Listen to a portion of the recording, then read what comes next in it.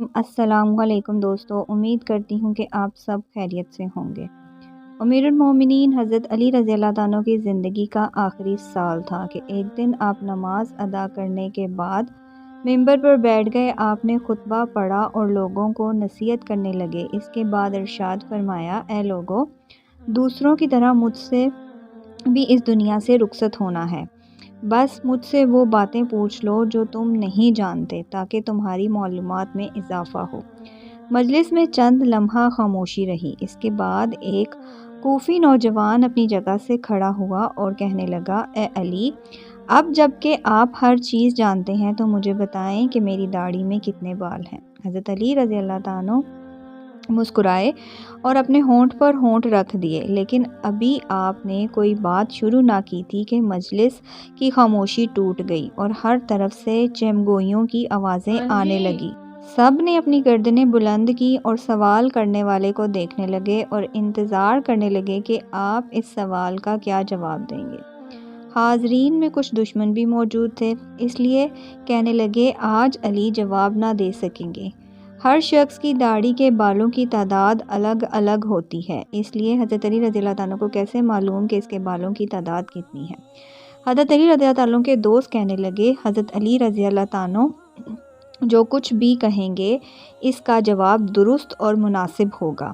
جس شخص نے سوال کیا تھا اپنی جگہ پر کھڑا تھا اور سوچ رہا تھا کہ معلوم نہیں علی کو میرے سوال کا جواب معلوم ہے بھی کہ نہیں۔ اگر اس نے کہا 3000 تو کیسے معلوم ہوگا، جبکہ درست یہ نہیں۔ اس طرح مجبوراً حضرت علی رضی اللہ عنہ کا جواب قبول کرنا ہوگا، لیکن اس کی دلیل بھی دریافت کروں گا۔ اگر حضرت علی رضی اللہ عنہ نے مذاق کرتے ہوئے جواب دیا کہ تمہاری داڑھی کے بالوں کی تعداد تمہارے سر کے بالوں کے نصف ہے، تو اس وقت پوچھوں گا کہ میرے سر کے بالوں کی تعداد کتنی ہے؟ شاید یہ کہہ دیں کہ تمہاری داڑھی کے بالوں کی تعداد، اس وقت اعتراض کروں گا کہ یہ تو مذاق ہے، میں تو درست جواب چاہتا ہوں۔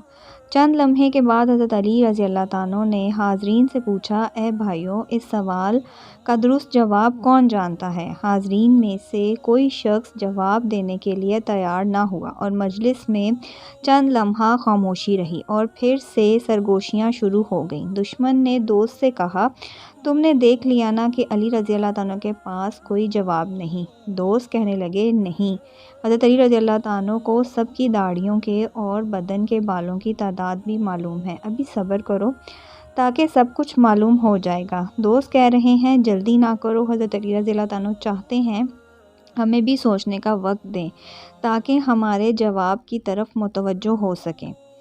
جواب نہ دینا حضرت علی رضی اللہ عنہ کی خدمت میں کبرا نامی ایک آزاد غلام رہتا تھا۔ جب حضرت علی رضی اللہ عنہ کی تربیت یافتہ آپ کی خدمت گار اور جاں نثیر تھا۔ سب لوگ کمبر کو جانتے تھے۔ جب بھی حضرت علی رضی اللہ عنہ مسجد سے نکلتے تو کمبر آپ کے ہمراہ رہتا۔ اس وقت بھی وہ دروازے پر نہایت خاموشی سے کھڑا تھا، مسجد میں ہونے والی سرگوشیاں سن رہا تھا۔ جو مجلس سے کوئی شخص جواب دینے کے لیے نہ اٹھا تو حضرت علی رضی اللہ عنہ نے کمبر کو آواز دی اور کہا، آؤ اس شخص کو جواب دو۔ لوگ اس کی طرف متوجہ ہوئے کہ اب کمبر آئے گا اور اپنی تلوار سے کام لے گا اور اس شخص کی زبان بند ہو جائے گی۔ حضرت علی رضی اللہ عنہ چاہتے تھے کہ اس شخص کو سمجھائے، تمہاری داڑھی کے بالوں کی تعداد کتنی ہے، اس لیے کہ میں اس کا جواب دینا ضروری نہیں سمجھتا۔ دوست کہہ رہے تھے کہ اس شخص کا سوال اتنا اہم نہیں کہ خود حضرت علی رضی اللہ عنہ اس کا جواب دیں۔ حالانکہ کمبر بھی اسے جانتا تھا کہ اس طرح ہر شخص کچھ نہ کچھ کہہ رہا تھا۔ کمبر نے سوال کرنے والے کوفی نوجوان سے کہا، اے مرد، اگر تم سچے ہو، اس بات کی تصدیق کرو کہ سوال جو تم نے کیا ہے اس کا مقصد کیا ہے۔ ایسا معلوم ہوتا ہے کہ تمہارا مقصد علم میں اضافہ نہیں بلکہ تمہاری غفلت اور بدتہذی ہے۔ اس بات پر آمادہ کیا ہے کہ مسلمانوں کی پوشاویں اس عجیب و غریب سوال پوچھنا، یا پھر چاہتے ہوئے کہ اپنے آپ کو مذاق ثابت کروں گا اور حیرت انگیز سوالوں سے جاہلوں کی توجہ اپنی طرف متوجہ کرنا چاہتے ہو۔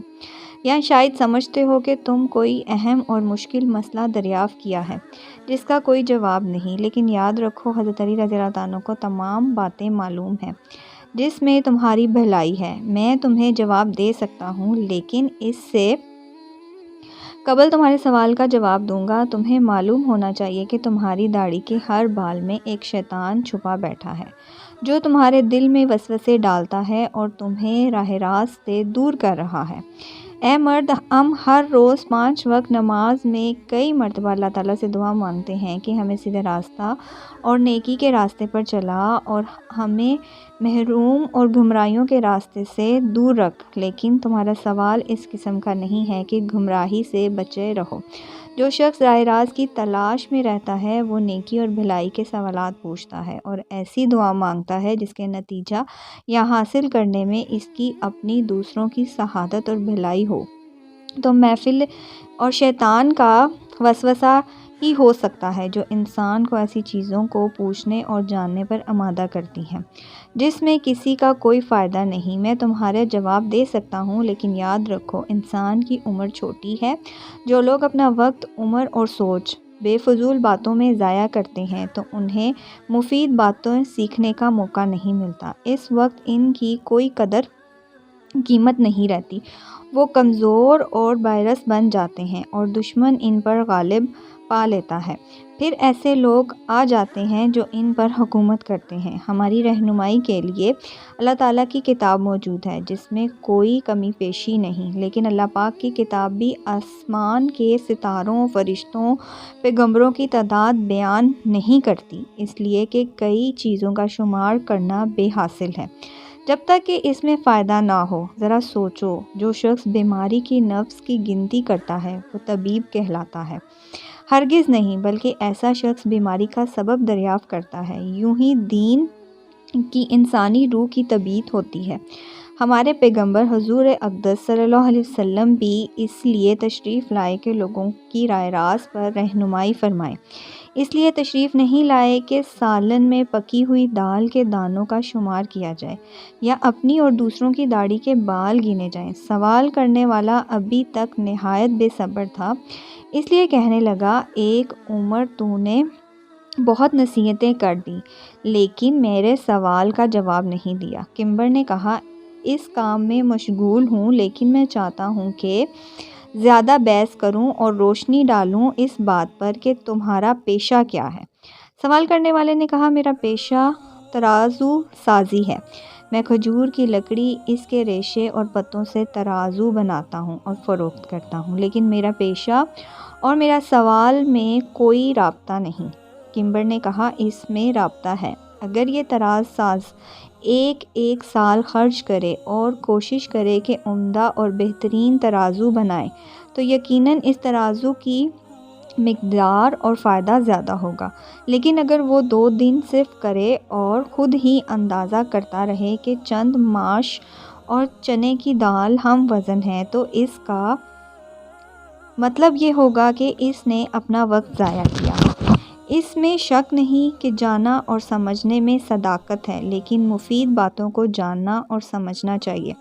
ہاں، اگر تم سمجھتے ہو کہ تمہاری داڑھی کے بالوں کی گنتی تمہارے لیے سودا مند ہو سکتی ہے تو میں تجھے اس کا جواب بھی دے سکتا ہوں، تمہیں مطمئن بھی کر سکتا ہوں۔ سوال کرنے والا نوجوان ابھی سنبھل بھی نہ پایا تھا، کہنے لگا، مجھے اس کا کوئی خاص فائدہ معلوم نہیں، تاہم میں نے ایک سوال پوچھا ہے جس کا جواب جاننا چاہتا ہوں۔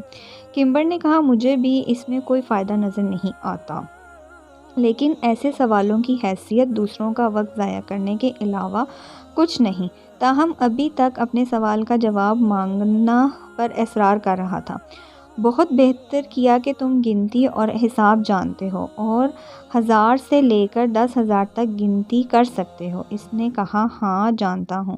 کمبر نے کہا، اے بھائی، جو لوگ عقل مند ہیں وہ کئی مفید کام کرتے ہیں۔ اگر تجھے کسی کام کی فکر نہیں اور نہ ہی کوئی مفید سوال پوچھنا چاہتے ہو تو میں بھی سمجھنا ممکن ہے اس گنتی سے تمہارا کوئی ذاتی مسئلہ حل ہو جائے۔ بہرحال یہ کام نہایت آسان ہے۔